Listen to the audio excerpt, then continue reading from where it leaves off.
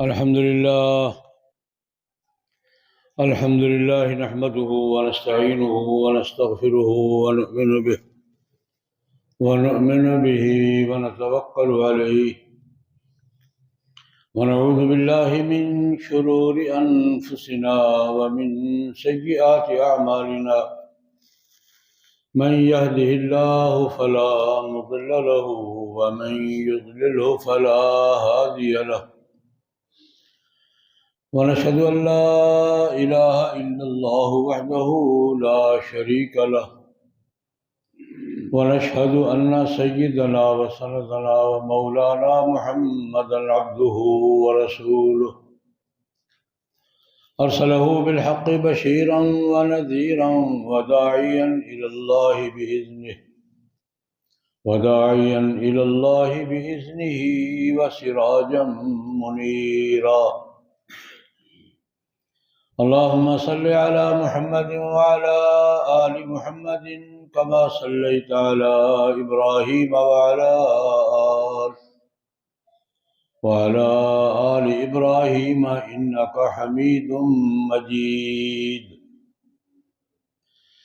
اللهم بارك على محمد وعلى آل محمد كما باركت على إبراهيم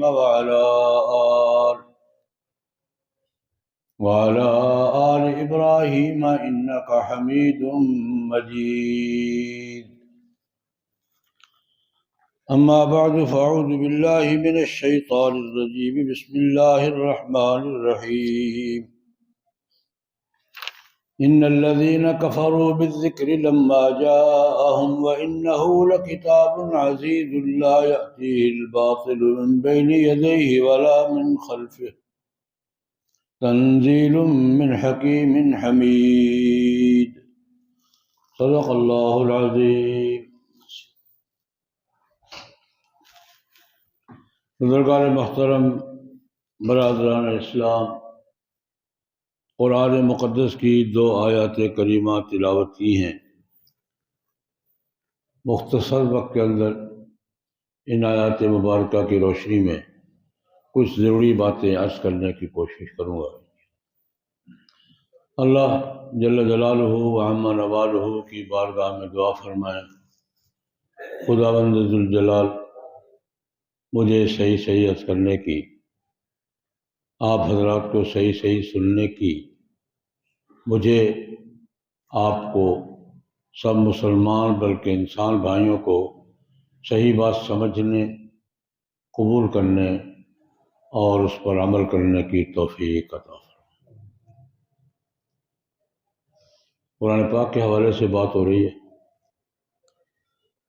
اللہ رب العزت نے قرآن پاک اپنی آخری کتاب، آخری وحی کے طور پہ نازل فرمایا اور یہ اعلان فرمایا کہ قرآن پاک ہم نے تمام انبیاء کرام علیہم الصلوات و تسلیمات کی تمام وحیوں کے بعد آخری وحی کے طور پہ اتارا ہے۔ پہلے انبیاء کرام علیہم الصلوات و تسلیمات کی تعلیمات کی تصدیق کرتا ہے، یہ چھانٹی کرتا ہے۔ 3 کام قرآن پاک کرتا ہے، نئے احکام دیتا ہے۔ اب نئے احکام یہ ہیں، پرانی تعلیمات کی تصدیق کرتا ہے اور چھانٹی کرتا ہے کہ لوگوں نے جو گڑبڑ کر لی تھی یہ گڑبڑ ہے، یہ صحیح۔ تورات میں بھی گڑبڑ کی لوگوں نے، زبور میں بھی گڑبڑ کی، انجیل میں بھی کی، تحریف کی، رد و بدل کیا۔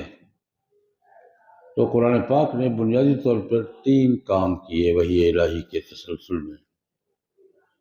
ایک تو یہ کہ جن نئے احکام کی ضرورت تھی، تبدیلیوں کی ضرورت تھی، وہ بتائے۔ مثال کے طور پر ایک عرض کرتا ہوں، بہت سے احکام ہیں، قرآن پاک نے پچھلا حکم بتایا یہ تھا، اب یہ ہے۔ روزہ پہلی امتوں میں بھی تھا، 24 گھنٹے کا تھا، 8 پیر کا، اب رات نکال دی درمیان سے۔ روزہ ہے، رات روزے میں نہیں ہے، پہلے تھی اب نہیں ہے۔ اس قسم کے بہت سے مسائل میں اب پہلے یہ تھا، اب یوں ہے. پہلے قتل پر قصاص ہی تھا، اب بھی گنجائش دے دی کہ اگر مقتول کے وارث راضی ہو تو دیت لے سکتے ہیں، جان معاف کر دیں. اس قسم کی بہت سی سہولتیں، تبدیلیاں فرمائی. دوسری بات یہ کی کہ پہلی کتابوں کی حفاظت کی، اصل تعلیمات کی حفاظت کی، کیسے چھانٹی کی. ان دورات میں لوگوں نے تبدیلیاں کر دی تھی. مثال کے طور پر آج بائبل میں ہے عیسیٰ خدا کا بیٹا ہے، یہ غلط ہے. قالت الیہود عزیر ابن اللہ وقالت النصارى المسیح ابن اللہ. انہوں نے عزیر علیہ السلام کو خدا کا بیٹا بنا لیا، انہوں نے عیسیٰ علیہ السلام کو بنا لیا خدا کا. یا مثلاً اسی حوالے سے ایک جگہ یہ فرمایا اتخذوا احبارهم ورهبانهم اربابا من دون اللہ. عیسائیوں نے، یہودیوں نے اپنے احبار اور رہبان کو بھی خدائی اختیارات دے دیے تھے، اربابا من دون اللہ کہنے لگے تھے. اتخذوا احبارهم ورهبانهم اربابا من دون اللہ. اس پر حضرت عدی بن حاتم رضی اللہ تعالیٰ عنہ نے سوال بھی کیا. جب یہ آیت کریمہ نازل ہوئی اتخذوا احبارهم ورهبانهم اربابا من دون اللہ والمسیح ابن مریم، انہوں نے اپنے احبار کو، اپنے رہبان کو، علماء کو، مشائخ کو اللہ کے نیچے رب بنا لیا تھا، اور مسیح ابن مریم کو تو بنایا ہی تھا. حاتم طائی کے بیٹے حضرت عدی رضی اللہ تعالیٰ عنہ یہ عیسائی تھے، پہلے پورا قبیلہ عیسائی تھا، عیسائی سے مسلمان ہوئے تھے. انہوں نے نبی کریم صلی اللہ علیہ وسلم سے پوچھا، بخاری شریف کی روایت ہے، یا رسول اللہ، قرآن پاک نے ہمارے بارے میں کہا کہ یہ اپنے علماء اور مشائخ کو رب کہتے تھے، ہم تو نہیں کہتے تھے. یہ قرآن پاک نے کیا کہہ دیا؟ سوال کیا باقاعدہ. ہم تو احبار اور رہبان کو رب نہیں کہتے تھے، اور قرآن پاک کہتا ہے کہ کہتے تھے. سوال بنتا ہے. نبی کریم صلی اللہ علیہ وسلم نے پوچھا، عدی کیا تمہارے ہاں، تمہارے اس مذہب میں احبار اور رہبان کو حلال حرام میں رد و بدل کی اتھارٹی تھی تمہارے عقیدے کے مطابق؟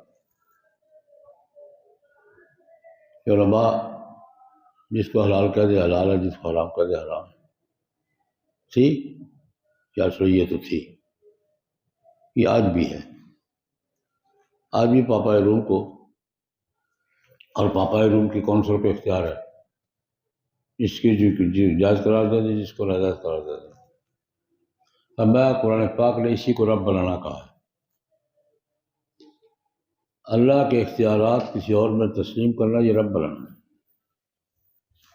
اور حلال حرام کرنا کس کا کام ہے؟ اللہ کا. میں گزارش کیا کرتا ہوں، اگر اللہ تبارک و تعالیٰ حلال حرام کا کچھ اختیار بھی تھوڑا بہت دیتے، کس کو دیتے؟ جناب نبی کریم صلی اللہ علیہ وسلم. حضور سے زیادہ کون حقدار تھا؟ اگر تھوڑا بہت اختیار دیتے کہ جناب آپ بھی یہ کر سکتے ہیں، یہ کس کو ملنا تھا؟ جناب نبی کریم صلی اللہ علیہ وسلم اپنے لیے شہد کو حرام کہا تھا.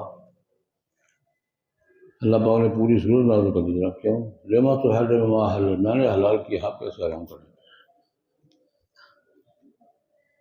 اپنے لیے کہا تھا نہیں کھاؤں گا، امن حلال ہے کھاؤ. تو خیر یہ میں نے بتایا کہ تبدیلیاں کر دی تھی انہوں نے، گڑبڑ کر دی تھی. اللہ رب العزت نے کہا کہ قرآن پاک جو ہے یہ سب کی چھانٹی کر، مصدقا لما بین یدیہ من الکتاب ومہیمنا علیہ. قرآن پاک پہلی کتابوں کی صحیح تعلیمات کی تصدیق کرتا ہے، حفاظت کرتا ہے، اور جو گڑبڑ کی اس کی چھانٹی کر دیتا ہے، یہ نہیں ہے، یہ نہیں ہے، یہ نہیں ہے. کیونکہ قرآن پاک آخری کتاب ہے. پہلی کتابوں کی حفاظت امتوں کے ذمہ لگی تھی، بما استحفظوا من کتاب اللہ وکانوا علیہ شہداء.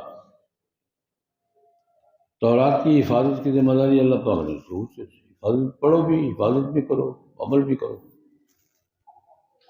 انجیل کی حفاظت عیسائیوں کے ذمہ لگائی تھی، بما استحفظوا من کتاب اللہ، اللہ کی کتاب کی حفاظت ان کے ذمہ لگائی گئی تھی، حفاظت نہیں کر سکے۔ اب یہ آخری کتاب ہے، پہلی کتابوں میں گڑبڑ ہوئی تو تورات میں گڑبڑ ہوئی تو زبور نے آ کے اصلاح کر دی، زبور میں گڑبڑ ہوئی تو انجیل نے کر دی، انجیل میں تبدیلیاں کی لوگوں نے تو قرآن پاک نے اصلاح کر دی۔ یہ تو آخری کتاب ہے، اس میں اگر گڑبڑ ہوگی تو کون صحیح کرے گا؟ اس لیے اللہ رب العزت نے قرآن پاک کی حفاظت اپنے ذمہ لی۔ اشارہ فرمایا کہ ہم نے کتابیں عمل کے لیے بھی دی تھی، حفاظت کے لیے بھی دی تھی، حفاظت نہیں کر سکے کیونکہ قرآن پاک آخری کتاب ہے۔ اب اس میں کوئی خدا نہ خاصا گڑبڑ کرے گا تو کون صحیح کرے گا؟ اس لیے قرآن پاک کی حفاظت اللہ کا ذمہ لے اپنے۔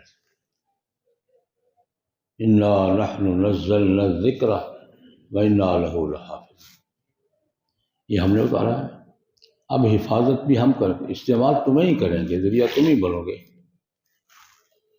اسباب تم ہی بنو گے، لیکن حفاظت ہم گارنٹ اپنے آج کی زبان اپنی کسٹڈی میں لے لینا، یہ حفاظت میرے قابل میں خود کروں گا۔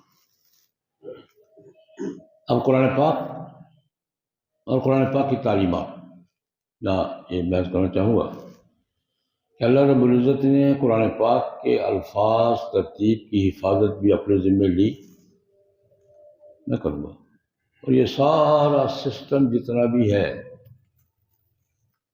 قرآن پاک یاد کرنے کا، پڑھنے کا، سننے کا، سنانے کا، یہ قرآن پاک کی حفاظت کے سسٹم کا ایک حصہ ہے۔ قرآن پاک کی حفاظت کا ایک نیٹ ورک ایک حصہ ہے۔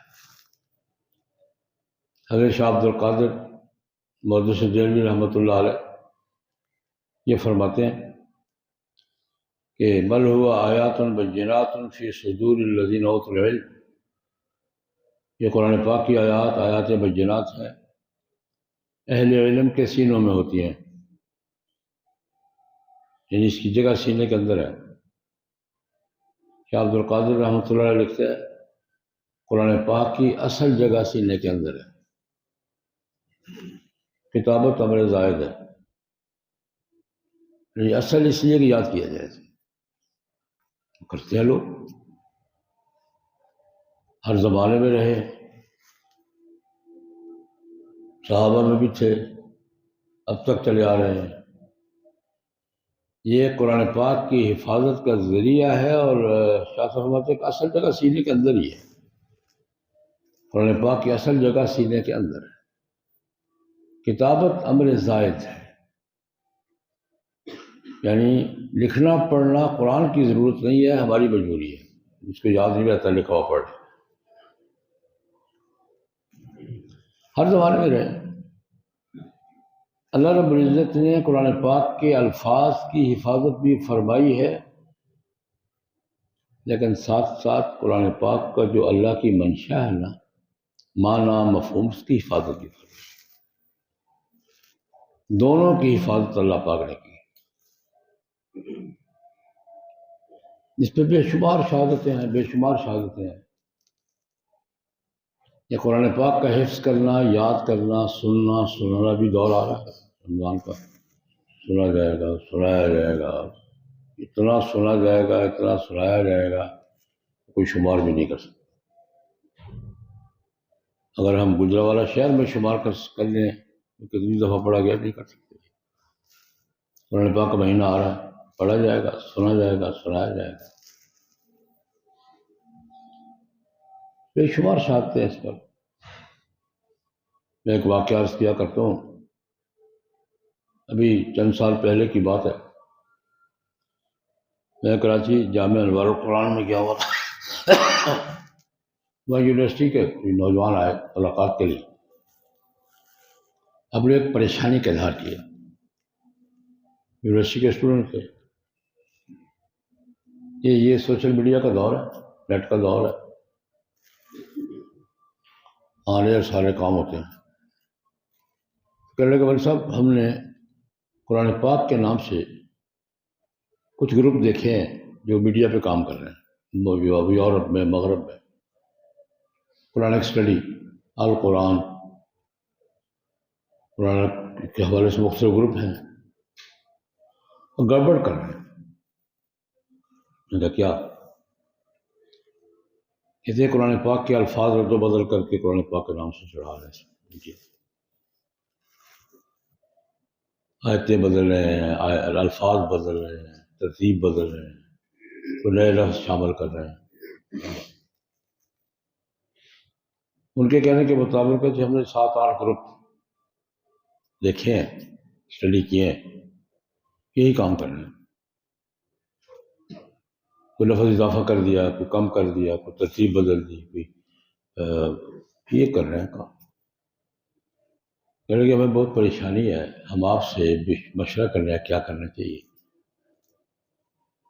اب ہوا میں جو حرف بھی ڈال سکتا، بچہ بھی ڈال سکتا ہے ہوا میں جو مرضی ڈال، یہ تو کیسی چیز ہے، اس کے لیے کسی لمبے چوڑے پلانے کی ضرورت نہیں ہوتی۔ ایک بچہ بھی اگر استعمال کرنا سیکھتا تو ہوا میں سب کچھ ڈال دے، اوپن، جو مرضی ڈال دے، جو مرضی کیچ کر۔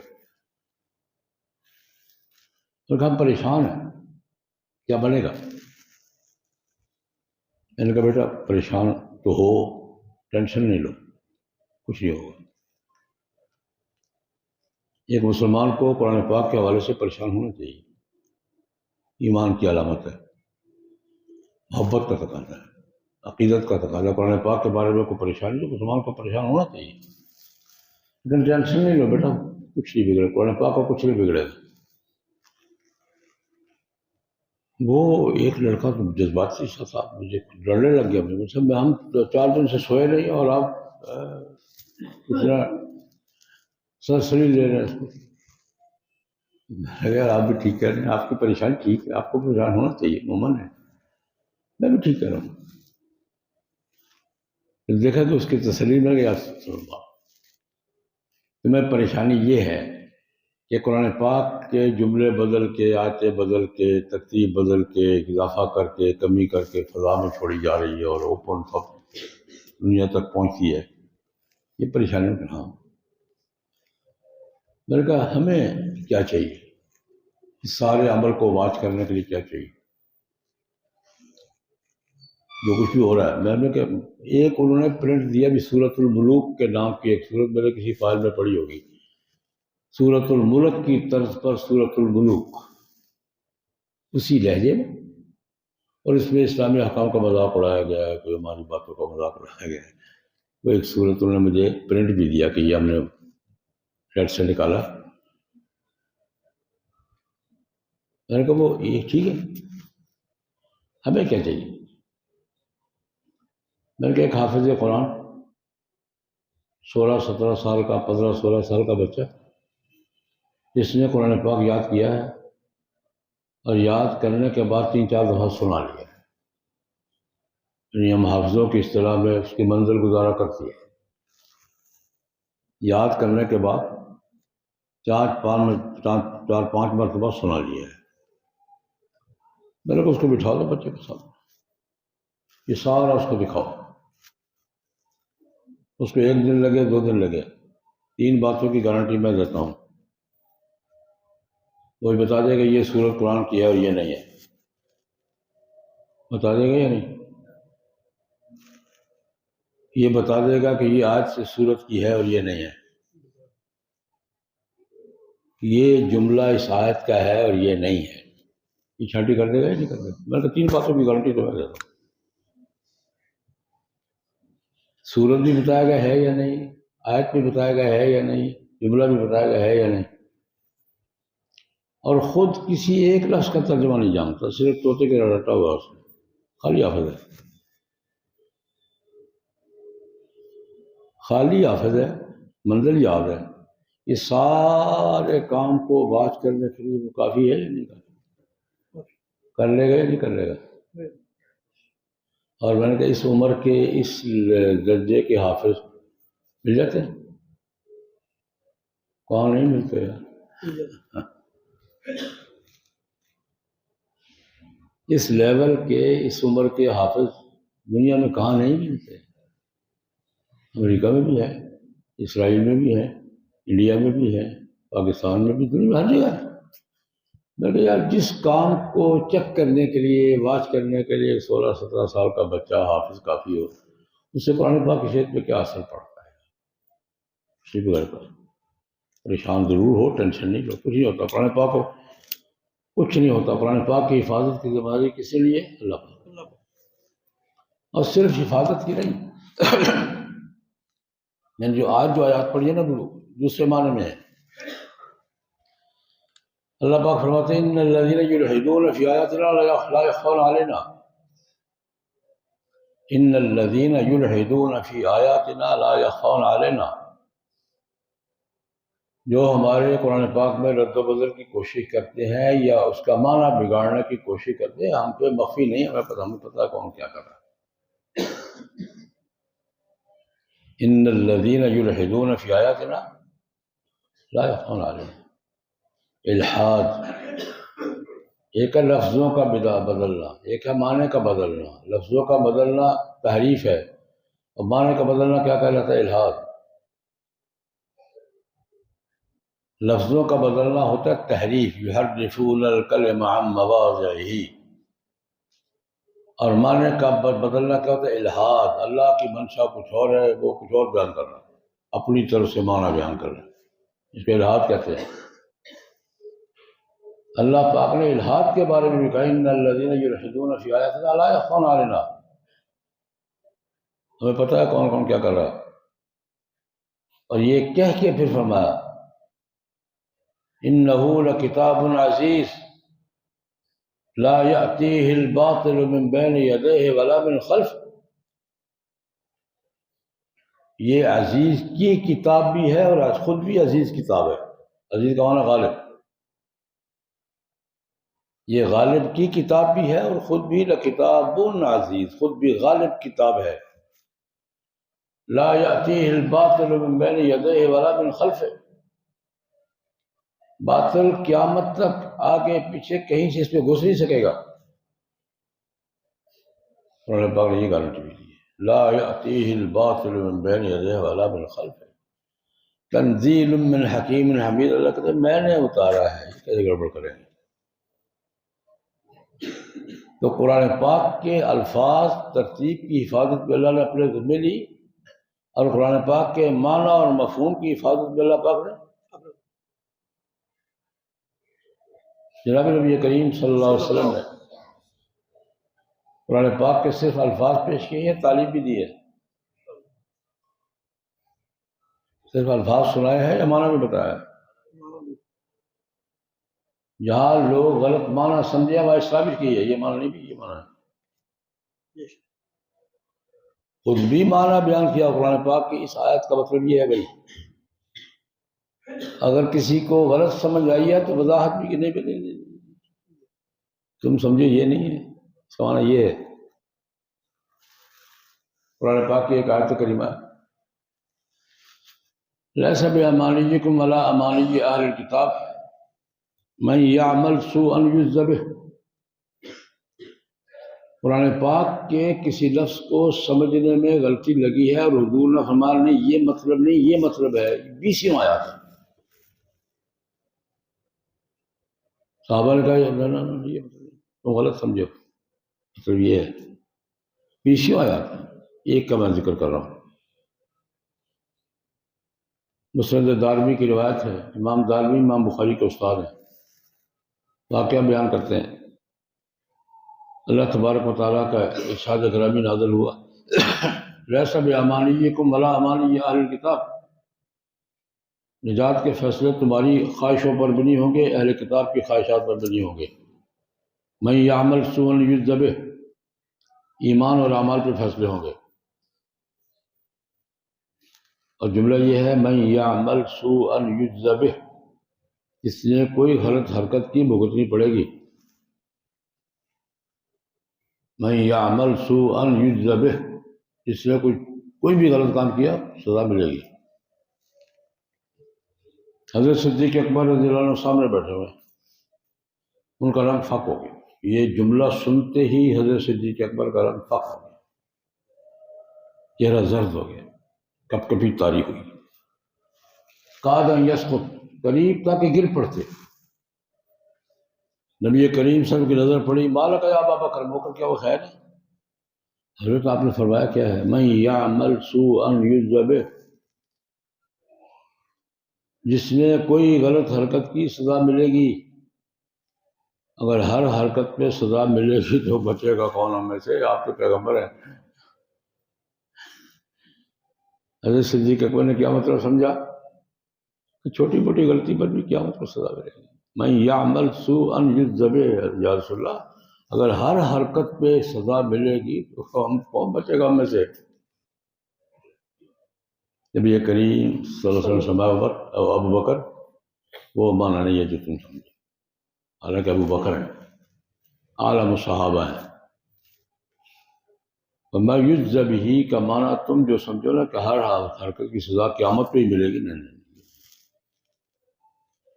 تو اللہ رب العزت صاحب ایمان کو، مومن کو دنیا میں کسی پریشانی میں مبتلا کرتے ہیں، کوئی نقصان ہو جاتا ہے، کوئی بیماری آ جاتی ہے، کوئی مصیبت آ جاتی ہے، حتی الشوکۃ فی رجلہ، حتیٰ کہ پاؤں میں کانٹا بھی اگر چبھتا ہے تو اس کے کسی نہ کسی گناہ کا کفارہ ہے۔ بیماری آئی ہے، مصیبت آئی ہے، نقصان ہو گیا ہے، پریشانی آئی ہے، کوئی مصیبت آئی ہے، اور جب حتی الشوکۃ فی رجلہ، پاؤں میں کانٹا بھی چبھا ہے، یہ تکلیف بھی اس کے کسی نہ کسی گناہ کا کیا بن جاتی ہے؟ کفارہ بن جاتی ہے۔ اللہ بابا دو آ کے لے جائیں گے، خیر ہے کوئی بات نہیں۔ صدیق اکبر سیدھے ہو کے بیٹھ گئے۔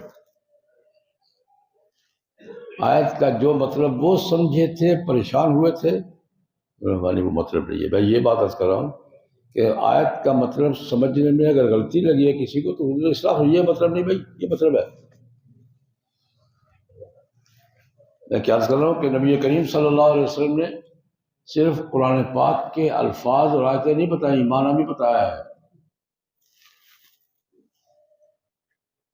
مفہوم بھی بتایا ہے، مصداق بھی بتایا ہے، اور اگر کوئی غلط سمجھا تو اصلاح بھی کی ہے۔ حضور تو اپنے انداز میں کرتے تھے نا۔ حضرت عمر رضی اللہ عنہ کا ایک واقعہ سن لیجیے، وہ اپنے انداز میں کرتے تھے۔ حضرت عمر کا اپنا مزاج تھا۔ ایک صحابی کو قرآن پاک کی آیت پہ مغالطہ لگ گیا، وہ جان کے نہیں کہتے، مغالطہ لگ جاتا ہے، مغالطہ لگ جاتا ہے، مسئلہ نہیں، آج بھی لگ جاتا ہے، تب بھی لگتا تھا۔ قرآن پاک میں جہاں شراب کی حرمت کا اعلان ہے نا، انما الخمر والمیسر والانصاب والازلام رجس من عمل الشیطان، شراب جوا گندگی ہے، شیطان کا عمل، چھوڑ دو یار، فاجتنبوہ، چھوڑ دو۔ اس سے آگے ہے ایک آیت، وما لیس علی الذین آمنوا وعملوا الصالحات جناح فیما طعموا، ایمان والے اور عمل صالح والے اگر چکھ چکھ لیں کوئی حرج نہیں ہے۔ اور یہ لیس لیس علی الذین آمنوا وعملوا الصالحات جناح فیما طعموا، ایمان والے لوگ، عمل صالح والے لوگ چکھ چکھ لیں کوئی حرج نہیں۔ ایک بزرگ کو مغالطہ لگ گیا، ان کا حضرت عمر کی خدمت میں باقاعدہ مقدمہ پیش ہوا کہ یہ کبھی کبھی پی لیتے ہیں۔ قدامہ بن مظعون ہیں رضی اللہ عنہ، معروف صحابی ہیں قدامہ، کیس پیش ہوا، جناب یہ کبھی کبھی پیتے ہیں، بلایا، بھائی کیا کرتے ہو؟ کبھی کبھی پیتا ہوں، خدا کے بندے یہ قرآن کہتا ہے، بات میں قرآن کہتا ہے، اجازت دیتا ہے۔ شراب کی حرمت کا اعلان کر کے قرآن آگے کہتا ہے لیس علی الذین آمنوا وعملوا الصالحات جناح فیما طعموا، ایمان والے لوگ، عمل صالح والے لوگ، طعموا طعام تم چکھ چکھ لیں کوئی حرج نہیں۔ اب حضرت عمر ہیں، ہمارا قدامہ کیا کہہ رہے ہو؟ خدا کی قسم اگر تم بدری صحابی نہ ہوتے تو میں چھوٹ دے رہا ہوں بدری ہو، بدری صحابی نہ ہوتے خدا کی قسم یا کھڑے کھڑے تمہاری کھال اتار دیتا میں. یہ مطلب ہے اس کا. ترجمہ تو یہی ہے. میں اگر تم بدری صحابی نہ ہوتے یا کھڑے کھڑے واحد جلتا یہ چمڑی اتار دیتا میں. یہ کہیں کیا کر رہا ہے کیا حضرت؟ مانا تو یہی مطلب، تو یہ ترجمہ تو یہی ہے. تو میں نے اللہ کے بندے، یہ جب شراب کی حرمت کا اعلان ہوا، افما رجس من عمل الشیطان فاجتنبوہ، گند ہے یار میرا، کھاؤ چھوڑو اس کو. اب شراب کی حرمت کا اعلان تو کئی سال بعد ہوا ہے. لوگ پیتے تھے، پیتے تو حرام نہیں تھے، پیتے تھے. رسول اللہ صلی اللہ علیہ وسلم نے نہیں پی. حضرت صدیق اکبر کے بارے میں آتے ہیں نہیں پی. ایک روایت حضرت عثمان کے بارے میں ہے کہ نہیں پی کبھی بھی. پیتے تھے سارے. جب حرام نہیں تھی تو کیا مسئلہ کیا تھا؟ اب جو اعلان ہوا نا کہ گند ہے چھوڑ دو، رجسن کہا، گند ہے میرا یہ چھوڑ دو، تو کچھ صحابہ کرام کو اشکال ہوا کہ یار ہمارے جو ساتھی دوست پیتے پلاتے دنیا سے چلے گئے ہیں تو گند ان کے پیٹ میں ساتھ گیا ہے. پیتے تھے، بہت ہو گئے، شہید ہو گئے، ان کا کیا بنے گا؟ اللہ رب العزت نے ان کے بارے میں فرمایا لیس علی الذین آمنوا وعملوا الصالحات جناح فیما طعموا، جو پیتے پلاتے چلے گئے ہیں نا ان پہ کوئی حرج نہیں. اگر تمہارے لیے نہیں ہے ان کے لیے ہے. ابھی میں اس لیے عرض کر رہا ہوں کہ جناب نبی کریم صلی اللہ علیہ وسلم اور حضرات صحابہ کرام رضوان اللہ علیہم اجمعین صرف قرآن پاک کے لفظ اور ترتیب کی حفاظت نہیں کرتے تھے، معنی کی بھی حفاظت کرتے تھے، اور کوئی غلط معنی کرتا تھا تو ٹوکتے تھے. یہ معنی نہیں ہے. معنی وہ ہے جو رسول اللہ نے بیان کیا ہے.